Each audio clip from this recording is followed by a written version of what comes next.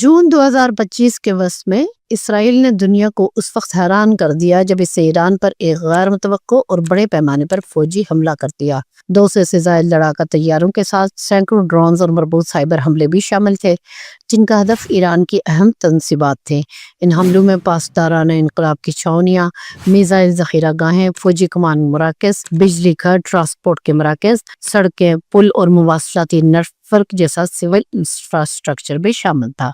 بعد میں intelligence report سے پتہ چلا کہ موساد کے ایجنٹس نے مہینوں پہلے ایران میں کیموفلاج ڈرونز داخل کیے تھے، جنہوں نے ایرانی فضائی دفاعی نظام کو ناکارہ بنا دیا تھا تاکہ اسرائیلی طیارے کم مزاحمت کے ساتھ اندر گھس سکے۔ اگرچہ اسرائیل کا دعویٰ تھا کہ یہ حملے صرف فوجی اور جوہری دھمکیوں کو ختم کرنے کے لیے کیے گئے، مگر غیر جانبدار رپورٹس کے مطابق کم از کم 224 افراد ہلاک ہوئے، جن میں جوہری سائنسدان، اعلیٰ فوجی افسران، پاسداران انقلاب کے افسران اور کچھ شہری بھی شامل تھے، جبکہ سینکڑوں افراد زخمی بھی ہوئے اور تہران، اصفہان جیسے بڑے شہروں میں بجلی بند ہو گئی، جس سے خوف و ہراس پھیل گیا۔ لاکھوں افراد نے اپنے گھر چھوڑ دیے اور صرف چند گھنٹوں میں 1 لاکھ سے زائد افراد بے گھر ہو گئی۔ یہ نقل مکانی 1989 کے انقلاب کے بعد کی سب سے بڑی نقل مکانی تھی۔ ایران کی قیادت نے فوری اور شدید رد عمل دیا۔ سپریم لیڈر آیت اللہ خامنہ نے اسے دہشت گرد ریاست کی کھلی جارحیت قرار دیا اور ایک شدید جواب دینے کا وعدہ کیا۔ محض 48 گھنٹوں کے اندر ایران نے جوابی حملہ کرتے ہوئے 150 سے زائد بیلسٹک میزائل اور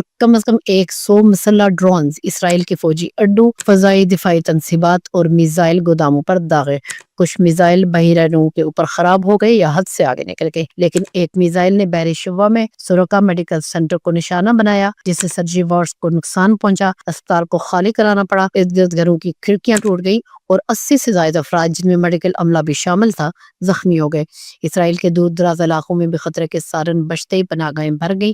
اس وقت ایران نے ایک غیر معمولی قدم اٹھاتے ہوئے قطر میں امریکی فضائی اڈے العدید پر 14 میزائل داغے، جس سے امریکی افواج میں تشویش کی لہر دوڑ گئی اور میزائل دفاعی نظام کو متبر کیا گیا۔ ان میں سے 13 میزائل روک لیے گئے، مگر 14واں ایک غیر آباد مقام پر گرا، جس سے محدود نقصان ہوا، لیکن ایران نے واضح کر دیا کہ وہ امریکی مفادات کو نشانہ بنانے کی صلاحیت رکھتا ہے۔ اسرائیل نے اس کے بعد مزید فضائی حملے اور ڈرونز کے ذریعے ایران کے فوجی اور جوہری انفراسٹرکچر کو نشانہ بنایا اور دعویٰ کیا کہ اسے ایران کا یورینیم افزودگی کا شیڈول 2 سال پیچھے چلا گیا، مگر بین الاقوامی ماہرین نے خبردار کیا کہ مسلسل جوہری تنصیبات پر بمباری سے تابکاری پھیل سکتی ہے، جو ایران کی شہریوں کے علاوہ پڑوسی ممالک کے لیے بھی خطرناک ہوگی۔ یورپی یونین، خاص طور پر فرانس، جرمنی اور برطانیہ نے دونوں فریقوں سے صبر و تحمل اور سفارتکاری کی طرف واپسی کی اپیل کی، اور اقوام متحدہ نے بھی اس بحران پر شدید تشویش کا اظہار کیا اور یاد دلایا کہ بین الاقوامی قانون کے تحت شہری جانوں اور جوہری تنصیبات کا تحفظ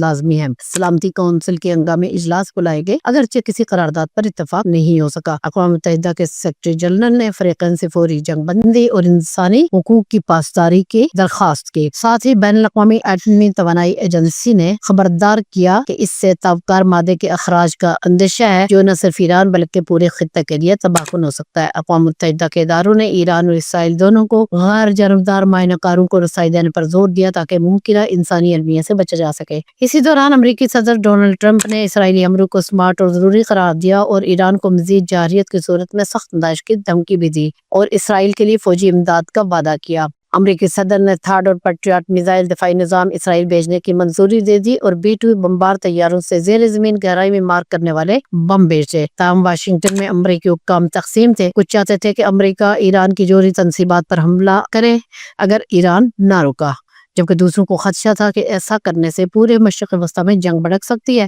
اور ایران کے حامی گروہ جیسے حزب اللہ، شامی ملیشیا، عراقی گروہ اور یمنی حوثی شامل ہو سکتے ہیں، یہاں تک کہ روس بھی کود سکتا ہے۔ ٹرمپ نے اس دباؤ کو سمجھتے ہوئے ایران پر امریکی حملے سے گریز کیا اور سخت بیانات کے ساتھ ساتھ محتاط رویہ اختیار کیا، حالانکہ وہ اسرائیل کی مکمل حمایت جاری رکھے ہوئے تھا۔ مشرق وسطیٰ اور یورپ کے کئی ممالک فوری رد عمل دینے لگے۔ قطر، کویت، بحرین نے کچھ وقت کے لیے اپنی فضائی حدود بند کر دی، کیونکہ سعودی عرب اور متحدہ عرب امارات نے اپنے شہریوں کو غیر ضروری سفر سے روکنے کی ہدایات دی۔ یورپی یونین، خاص طور پر فرانس، جرمنی اور برطانیہ نے دونوں فریقوں سے صبر و تحمل اور سفارتکاری کی طرف واپسی کی اپیل کی۔ اقوام متحدہ کے سلامتی کونسل کا اجلاس ہوا، مگر اس کا کوئی فائدہ نہیں ہوا۔ IAEA نے شدید انتباہ جاری کیا کہ جوہری افزودگی مراکز پر حملوں سے تابکار مواد خارج ہو سکتا ہے۔ چین اور روس نے محتاط بیانات میں تحمل کی اپیل کی اور جنگ بندی کی پیشکش کی، مگر انہوں نے ایران کو نہ تو مکمل حمایت دی اور نہ اسرائیل کی کارروائیوں کی کھلے عام مذمت کی۔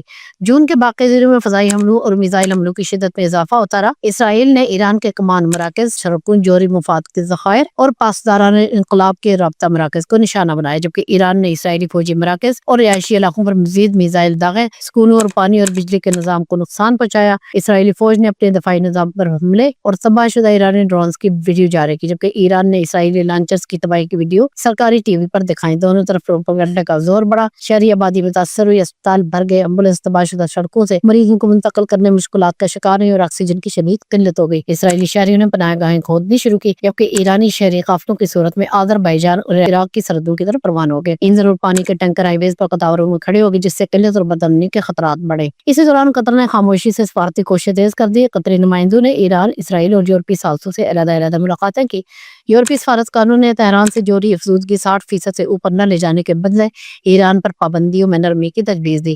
ایرانی حکام نے اشارہ دیا کہ اگر ان کی جوہری تنصیبات پر مزید حملے نہیں کیے گئے تو وہ عسکری کارروائیاں روکنے کو تیار ہے۔ امریکہ ظاہری طور پر اسرائیل کی حمایت کرتا رہا، مگر پس پردہ جنگ کو وسیع ہونے سے روکنے کی کوششوں میں ثالثی پر زور دیتا رہا۔ روس اور چین نے سفارتی مدد فراہم کی اور عمان اور آذربائیجان جیسے خلیجی ممالک کو جنگ بندی کے ضامن کے طور پر آگے بڑھایا۔ جون کو تقریباً 10 دن بعد ایک عارضی معاہدہ سامنے آیا۔ ٹرمپ نے فوری طور پر دعویٰ کیا کہ یہ جنگ بندی امریکی قیادت کے باعث ممکن ہوئی اور سوشل میڈیا پر خود کو امن کا قائل ثابت کیا، مگر Al Jazeera, Financial Times, Newsweek جیسے ذرائع نے اس دعوے کو بڑا چڑھا کر پیش کرنے والا بیان قرار دیا۔ دستاویزات سے انکشاف ہوا کہ جنگ بندی کی تجویز سب سے پہلے قطر اور ایران کے درمیان خفیہ بات چیت میں عمل میں آئی ہے، جس میں اسرائیل کے لیے رات 12 بجے بمباری روکنے اور ایران کے لیے اس کے 12 گھنٹے بعد میزائل روکنے کا وقت مقرر ہوا۔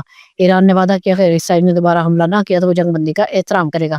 بالآخر 24 جون صبح 6 بجے دونوں طرف خاموشی چھا گئی۔ اسرائیل نے قطر کے ذریعے پیغام بھیجا کہ حملے بند کر دیے گئے اور ایران نے فوراً جواب دیا کہ اس کی طرف سے میزائل حملے بند کیے جا رہے ہیں۔ جنگ بندی کے بعد کی صورتحال نازک اور پیچیدہ ہے۔ ایران کے مطابق 3000 سے زائد انجینئرز اور جوہری ماہرین زخمی یا بے گھر ہوئے، نتنز جیسی تنصیبات تباہ ہو گئی ہیں اور پانی بجلی کا نظام شدید متاثر ہوا ہے۔ ایران نے اسرائیل پر شہریوں کے قتل عام کا الزام لگایا اور ہر جانے کا مطالبہ کیا، جبکہ معیشت کو بحال کرنے کے لیے چین اور روس سے ہنگامی قرضوں کی درخواست کی گئی ہے۔ اسرائیل کا دعویٰ ہے کہ اس نے ایران کے جوہری منصوبے کو 2 سال پیچھے دھکیل دیا ہے، مگر انسانی حقوق کی تنظیمیں اور بین الاقوامی عدالت سے شہری تنصیبات اور حملوں کی تحقیقات کا مطالبہ کر رہے ہیں۔ امریکہ میں ٹرمپ کی مقبولیت وقتی طور پر بڑی، مگر زیادہ تر امریکیوں نے اس جنگ کو امریکہ کے لیے خطرہ سمجھا۔ کانگریس میں تحقیقات شروع ہو چکی ہے کہ آیا امریکی اثاثے بغیر اجازت خطرے میں ڈالے گئے ہیں۔ B-2 طیاروں کی ایرانی فضائی حدود کے قریب موجودگی پر بھی سوالات اٹھے۔ خلیجی ممالک کی سیاست بدل گئی ہے۔ قطر ایک ثالثی طاقت کے طور پر ابھرا ہے۔ سعودی عرب اور UAE مستقبل کے دفاعی معاہدوں پر غور کر رہے ہیں، جبکہ بحرین اور مصر نیٹو سے طویل مدتی میزائل دفاعی مدد مانگ رہے ہیں۔ لبنان میں حزب اللہ نے اسرائیل کو خبردار کیا کہ آئندہ جارحیت ہوئی شمالی سرحد بند کر دی جائے گی۔